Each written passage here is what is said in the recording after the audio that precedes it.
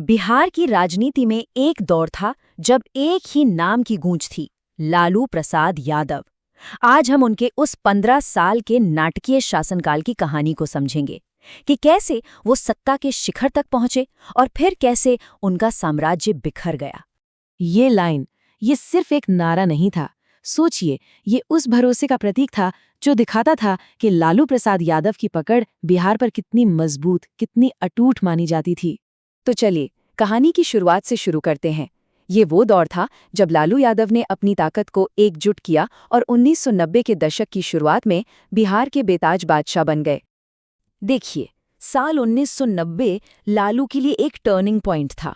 उन्होंने 3 ऐसे बड़े राजनीतिक दांव चले जिसने उन्हें पिछड़ी जातियों और अल्पसंख्यकों का मसीहा बना दिया।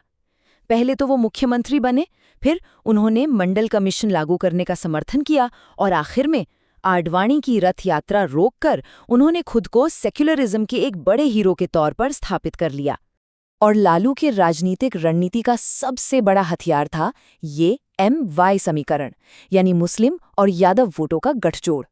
ये कॉम्बिनेशन इतना मजबूत था कि बिहार की जाति आधारित राजनीति में इसे तोड़ना लगभग नामुमकिन सा हो गया था। लेकिन कहते हैं ना कि जब ताकत बढ़ती है तो उसके साथ नई चुनौतियां भी आती हैं। जैसे जैसे लालू का कद बढ़ रहा था, उनके शासन में समस्याएं भी पनपने लगी थीं। और अब कहानी उस घोटाले की तरफ मुड़ती है जो उनके पतन का सबसे बड़ा कारण बना। और ये कोई छोटा मोटा घोटाला नहीं था, ये था चारा घोटाला, एक ऐसा भ्रष्टाचार का मामला जिसने आखिर में उनकी सरकार की नींव तक हिला दी। अब ये घोटाला काम कैसे करता था? तरीका बहुत सरल था। पशुपालन विभाग फर्जी बिल बनाता था कि भाई जानवरों के लिए चारा और दवाइयां खरीदी गईं, जबकि असल में कुछ नहीं खरीदा जाता था। फिर सरकारी खजाने से पैसा निकलता और अधिकारियों से लेकर नेताओं तक सब में बंट जाता था। और रकम कितनी थी? अंदाजा है कि लगभग 950 करोड़ रुपए का सरकारी पैसा इस तरह से लूट लिया गया। जरा सोचिए, उस जमाने में ये कितनी बड़ी रकम रही होगी। इसी बढ़ते भ्रष्टाचार को देखकर लालू के ही एक पुराने साथी नीतीश कुमार उनसे अलग हो गए। 1994 में उन्होंने अपनी समता पार्टी बनाई और बस यहीं से बिहार की राजनीति के 2 सबसे बड़े प्रतिद्वंदियों के बीच एक लंबी जंग का आगाज हो गया।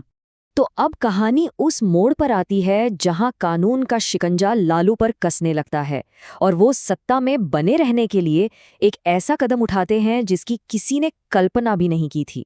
साल था 1997। CBI के पास इतने सबूत जमा हो गए थे कि मुख्यमंत्री लालू यादव की गिरफ्तारी अब तय लग रही थी। उनके नाम अरेस्ट वारंट जारी हो चुका था। अब सवाल ये था कि जब जेल जाना लगभग तय है तो लालू सत्ता अपने हाथ में कैसे रखेंगे? उन्होंने ऐसा क्या किया होगा? और यहीं पर लालू ने अपना सबसे बड़ा और सबसे चौंकाने वाला दांव खेला। उन्होंने मुख्यमंत्री पद से इस्तीफा दिया और अपनी पत्नी राबड़ी देवी, जिन्हें राजनीति का कोई खास अनुभव नहीं था, उन्हें बिहार का अगला मुख्यमंत्री बना दिया। ये भारतीय राजनीति के सबसे साहसिक और विवादास्पद कदमों में से एक था। राबड़ी देवी के मुख्यमंत्री बनने के बाद के दौर को विपक्ष ने जंगल राज का नाम दिया। कहा जाने लगा कि कानून व्यवस्था पूरी तरह से खत्म हो गई थी। अपहरण एक इंडस्ट्री बन गया था और बिहार की अर्थव्यवस्था लगातार नीचे जा रही थी।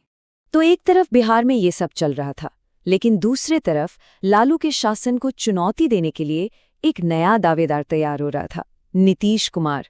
जहां एक तरफ बिहार जंगल राज के आरोपों का सामना कर रहा था, वहीं दूसरी तरफ नीतीश कुमार दिल्ली में केंद्र सरकार में एक कुशल प्रशासक के तौर पर अपनी पहचान बना रहे थे। खासकर रेल मंत्री के रूप में उनके काम की काफी तारीफ हो रही थी।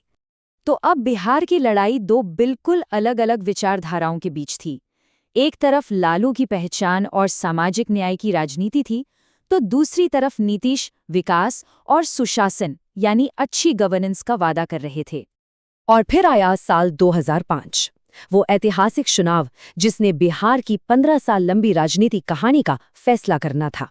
फरवरी 2005 में जब चुनाव के नतीजे आए तो किसी भी पार्टी को बहुमत नहीं मिला। विधानसभा में एक अजीब सी स्थिति बन गई जिसे हंग असेंबली कहते हैं। इसी वजह से राज्य में राष्ट्रपति शासन लगाना पड़ा। कुछ महीनों बाद अक्टूबर 2005 में बिहार में फिर से चुनाव हुए और इस बार नतीजे बिल्कुल साफ थे।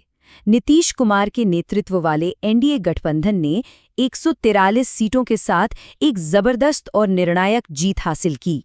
और इसी के साथ 24 नवंबर 2005 को बिहार में लालू प्रसाद यादव और उनकी पार्टी के 15 साल लंबे शासन का अंत हो गया। नीतीश कुमार ने नए मुख्यमंत्री के रूप में शपथ ली और बिहार में एक नए युग की शुरुआत हुई। जंगल राज का दौर तो खत्म हो गया, लेकिन एक बड़ा सवाल पीछे छूट गया। क्या सिर्फ एक व्यक्ति का सुशासन का वादा वाकई बिहार की तकदीर बदल सकता था? इसका जवाब भविष्य के पन्नों में लिखा जाना बाकी था।